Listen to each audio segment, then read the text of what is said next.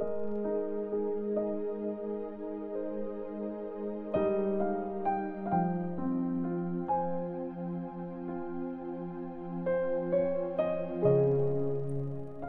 chapter 5. Pinagaling ni Jesus ang may sakit. Pagkatapos, pumunta si Jesus sa Jerusalem para umattend sa isa pang piyesta ng mga Jews. May isang pool sa Jerusalem na tinatawag na Bethzatha. Malapit yun sa Sheep Gate at may 5 entrance.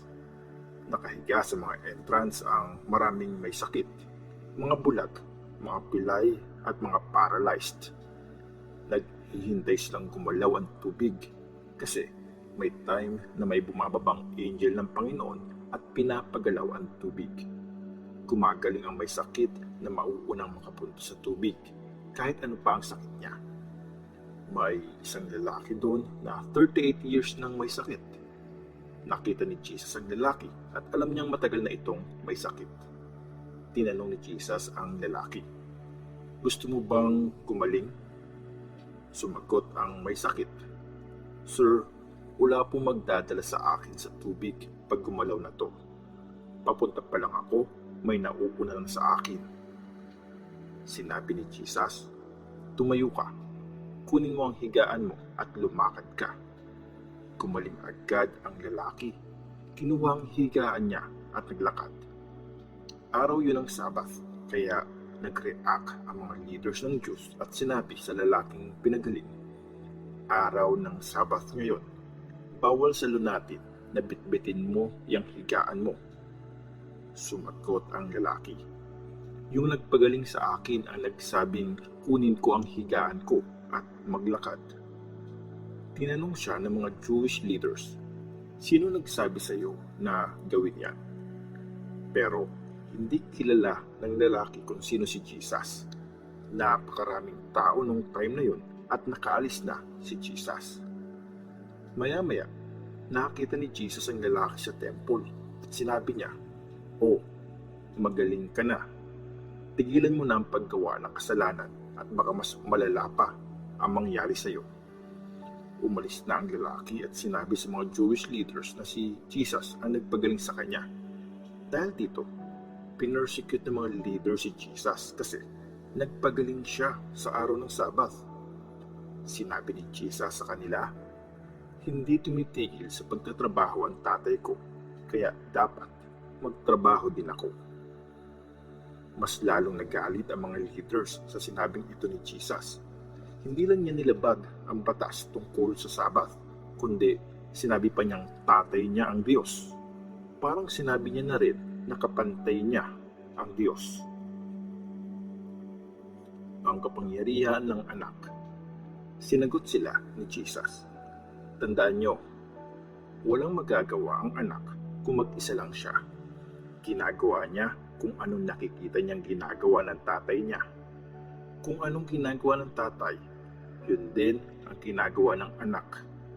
Mahal ng tatay ang anak, kaya pinapakita niya sa anak lahat ng ginagawa niya. Magpapakita pa ang tatay sa anak ng mas dakilang bagay kaysa sa mga ito at mapapabilib kayong lahat. Kung paano bumubuhay ng patay at nagbibigay ng buhay ang ama, ganoon din, bibigyan ng buhay ng anak ang sino mang gusto niyang bigyan. Walang hinahatulan ng ama, pero binigay niya sa anak ang karapatang humatol para igalang ng lahat ang anak kung paano nila ginagalang ang ama. Sino mang hindi umirespeto sa anak ay hindi umirespeto sa ama na nagpadala sa kanya. Tandaan niyo, yung mga nakakarinig ng salita ko at naniniwala sa nagpadala sa akin ay may buhay na walang hanggan. Hindi sila hahatulan, pero tumawid na sila mula sa kamatayan papunta sa buhay. Tandaan nyo, dadating na ang time at dumating na nga na maririnig ng mga namatay ang boses ng Son of God at mabubuhay ang lahat na makakarinig nito. Kung paanong nagbibigay ng buhay ang ama, binigyan din ng ganong karapatan ang anak. Binigyan din ang anak ng karapatang humatol kasi siya ang Son of Man. Huwag kayong magtaka dito. Dadating na ang time na maririnig ng mga patay ang boses ng Son of Man. Lalabas sila sa mga libingan nila, babangon at mabubuhay yung mga gumawa ng mabuti, at yung mga masasama, babangon at paparusahan. Mga witness tungkol kay Jesus. Wala akong magagawa sa sarili kong kapangyarihan. Humahatol ako ayon sa sinabi sa akin ng Diyos. Kaya tama ang hatol ko. Hindi kasi yung gusto ko ang sinusunod ko, kundi yung gusto na nagpadala sa akin.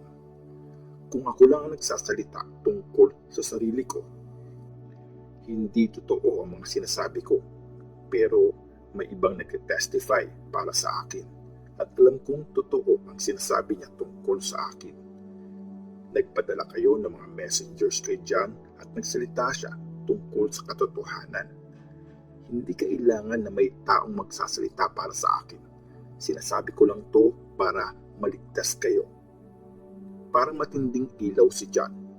Binigyan niya kayo ng init at liwanag at natuwa kayo sa liwanag na dala niya kahit sandali lang. Pero may sinasabi tungkol sa akin na mas dakila pa sa sinasabi ni John. Yung mga ginagawa ko, yung mga bagay na pinapagawa sa akin ng tatay ko, ito yung mga nagpapatunay na pinadala nga ako ng Ama. At ang Ama na nagpadala sa akin ay nagsasalita din tungkol sa akin. Hindi nyo pa narinig ang boses niya o nakita ang mukha niya, at hindi nyo rin iniingatan ang mensahe niya sa puso nyo kasi hindi kayo naniniwala sa pinadala niya.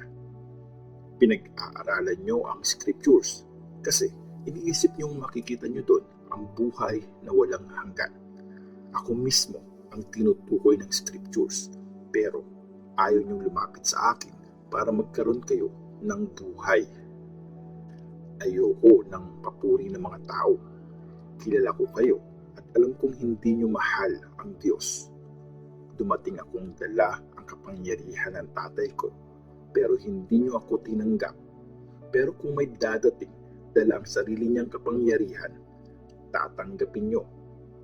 Gustong-gusto nyong tumanggap ng papuri galing sa isa't isa, pero ayaw nyong purihin kayo na nag-iisang Diyos. Paano kayo maniniwala sa akin? Huwag nyong isipin na ididiin ko kayo sa harap ng Ama. Ang inaasahan nyong si Moses, siya mismo ang magdidiin sa inyo. Kung naniniwala talaga kayo kay Moses, naniniwala din dapat kayo sa akin.